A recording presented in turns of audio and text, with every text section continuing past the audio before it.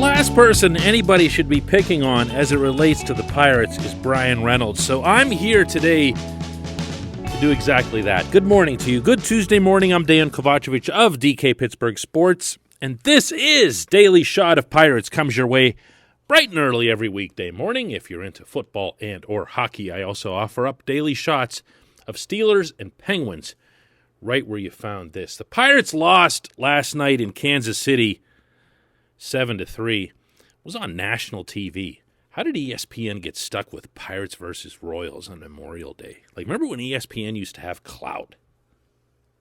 Buccos and Royals on a Monday night in front of the entire nation.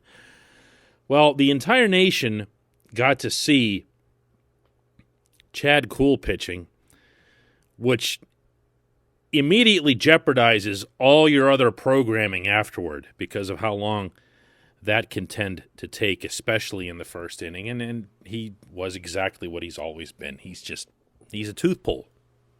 He's tough to watch. You have no idea what's coming out of his hand next. And I don't mean that in the good way. It seemed like every other time I'd look up, he was putting the ball to the backstop. No consistency, no calm, no poise, no reason to have him in the rotation. You know, I said this before, and this doesn't have to do with his injury or anything. I can stack right now 5 starters that I want to see pitching on a regular basis, and not for my entertainment purposes, but for future purposes, for the important stuff. There's no cause whatsoever for Miguel Yajure to not be in this rotation. This is stupid. These are smart people right now doing something stupid. And I don't get it. There's nothing to be gained from Kuhl being out there. You're not going to get anything for him in trade value either. I know he's a starting pitcher, but I also know that he's Chad Kuhl as a starting pitcher. Now, that was going to define the game no matter what. That's just how it goes when he takes the mound. And then he'll tough it out over another couple innings, and then afterward it's all happy talk about how, yeah, he really gutted it out after that slow start or whatever. No. No. Now, I'm here to talk about Reynolds. Reynolds had a homer, a solo shot in the 8th inning. Didn't mean much. Somewhat to right center. Really pretty swing on it. Got it out. Had another RBI earlier. And really, again, it's the last person I should be picking on. 286 batting average, 890 OPS. He's been up in the 2-hole a lot ever since Brian Hayes and Colin Moran went out. Derek Shelton tries to have at least a couple of guys, competent hitters, up at the top of the order between him and Adam Frazier, and they haven't had a lot of help. So, yeah, it's kind of silly to pick on Reynolds and misguided and every other bad word that you'd want to throw my way right now. But, I'm here to complain about my Reynolds pet peeve, because I think this does matter, and I think this will matter moving forward, because Reynolds is going to be a starting outfielder on this team for quite a while. He's not going anywhere.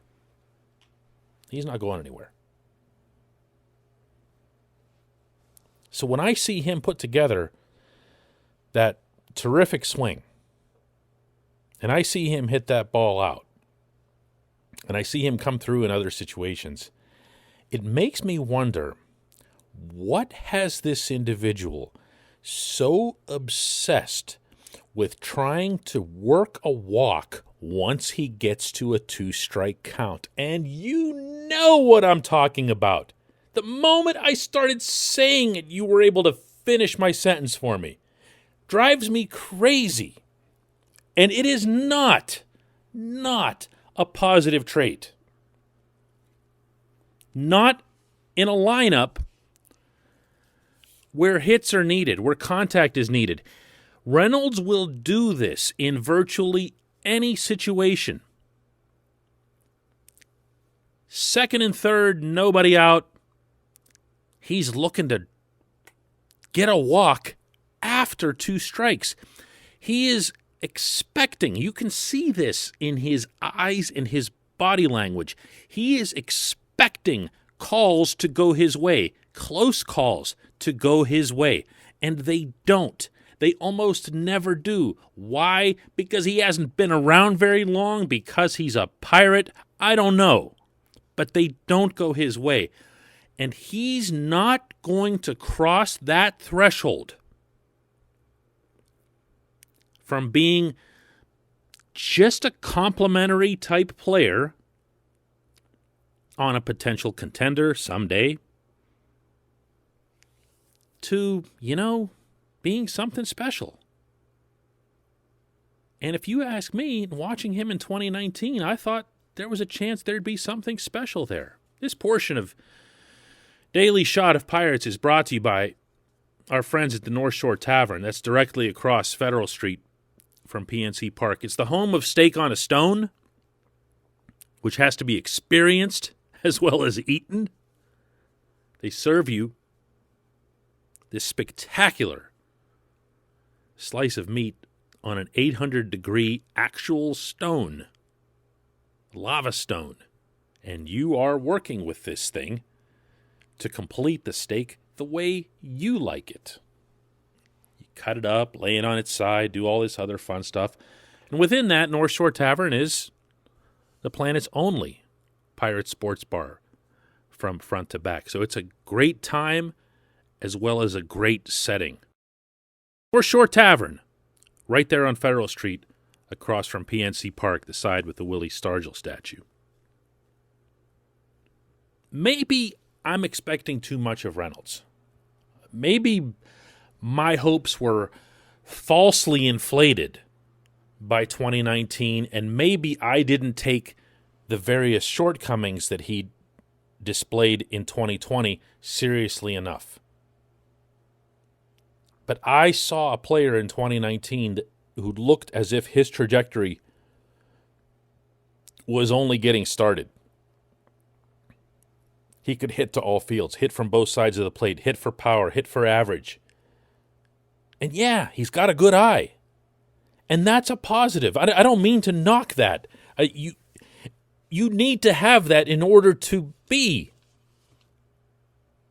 a quality contact hitter. And he is that, but there is that one thing that I'm still looking for from him. And that's that want to, as it relates to driving the baseball when it needs to be driven. Yes, I get it. The game is infinitely more driven by analytics than it's ever been. And I respect that. I'm not one of those people that bites back against it or anything like that. But I also know that the hitters who've been the most productive on a team scale are the ones that you want up there thinking, I've got to drive these runs in. I've got to bring them home. That's on me. Not everyone has that. I don't believe that it can be coached or taught. But I did see signs of that from Reynolds in 2019, and I just feel like 2020 took some of that away from him. Sure, right now, everything's got a great big asterisk next to it. There's virtually no lineup once you get past Frazier and Reynolds. There just isn't. I think Brian Hayes is on the trip. Kansas City, it's been confirmed that he'll come off the IL on Wednesday. That's great, wonderful. Colin Moran is going out on a rehab. Phillip Evans is going out on a rehab. And you'll have some other guys that you can actually put in the lineup and everything else and maybe hide this shortcoming that Reynolds has. But I don't want to do that. I'd like to see in situations like these, and it happened twice in this game last night. 2-strike count, Reynolds is up there looking for a ball. Virtually begging for a ball. And both times getting rung up. I don't even care if they were good calls or not. You know how that goes. The old, you can't let that pitch go by. And that's a tough thing to see from the standpoint of a key component of the future of this franchise. Dude, just swing, man. There's no harm. There's no harm in doing that right now. These games aren't competitive. They aren't meaningful. Use them for something that's relevant. Working a walk in those situations, You know, walks are great. Walks are great. On-base percentage is on-base percentage. What matters most is that you get on. But you also want to have that weapon in your arsenal. That when you do have teammates on base, that you want to be that guy. And I'm just not seeing that with Reynolds this season. When we come back, just one question.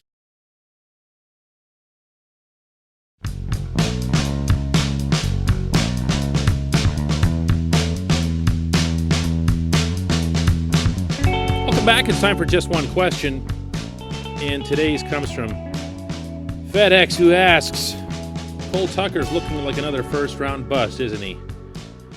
He, like Will Craig, just can't hit enough to be a starter. Maybe he can carve out a career as a glove-only shortstop or utility player like Wilmer Defoe, but as an impact player or even an everyday player, that ship might have already sailed.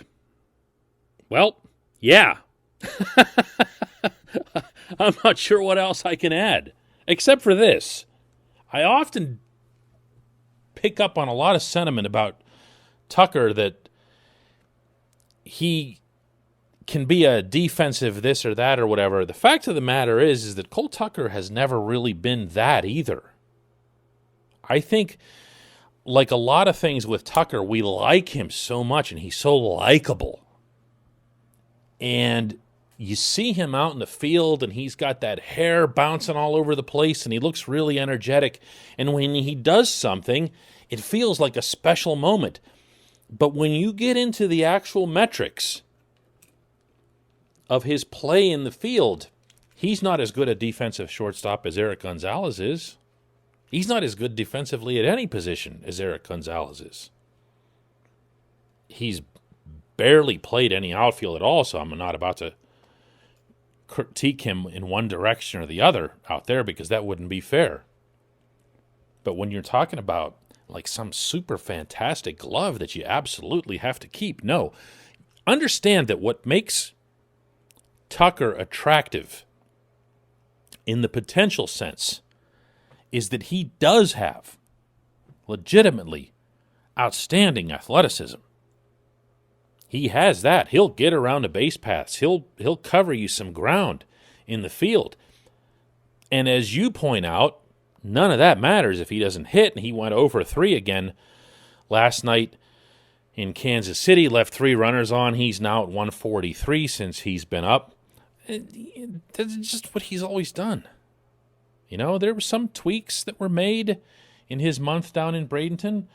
He has driven a couple of balls since he's come up, and I'm not suggesting that they throw him out or whatever, but I always get a little cringy when it comes to excessively praising Tucker. It's something that I've not ever done because I first want to see the results, and they haven't been there. Look, it's a blast when he does his thing. He, really tore into one at PNC Park the other day and went flying around the bases, and it's fun, and he's looking into the dugout, and he's got that energy to him, and you'd love to have someone like that on your team, especially if this was a contending team. You need guys like that, And in a perfect world, he'd have the baseball ability to match all of that. I used to feel that way about, I'm going to really throw it back here a little bit, Tony Sanchez. Remember him? Catcher? Just not at all a good first-round pick. Okay, and the last thing I'm going to do is say bad things about Tony, like the greatest guy. I don't. If those of you who go way back, you'll remember Tony flipping into the dugout and like landed on his head and still catching the ball because he was just that committed to grabbing this one foul ball. I want to say it was against the Dodgers at PNC Park. You would have done anything to have Tony Sanchez be a part of your team and all that personality. And to do interviews and to be the guy that's dunking people with Gatorade showers afterward and everything else. Couldn't play. Certainly couldn't defend well enough as a catcher. And that's a tough place to be because you do. Neil Huntington, who was probably about as cold and analytical as you can get at the GM spot, would openly, to his credit, talk about this is a guy you pull for. That's a phrase he used to use all the time. It's a guy you pull for. You really want him to do well because you like him. That's a real thing. It's a real thing in team sports. But way more real than that is that you got to hit the ball. You've got to hit the ball in order to play in the National League. I appreciate the question. I appreciate everyone's time today. We'll do another Daily Shot of Pirates tomorrow.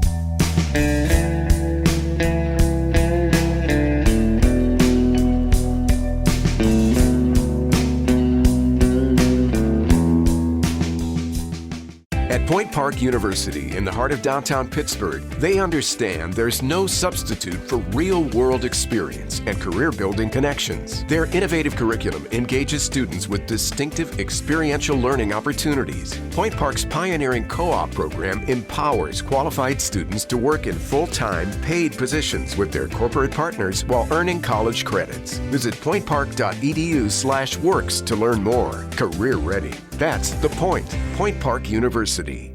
Your front door, your car, your gym locker, your gun. Safety is a habit. Learn more about how to keep guns safe and secure. Visit projectchildsafe.org.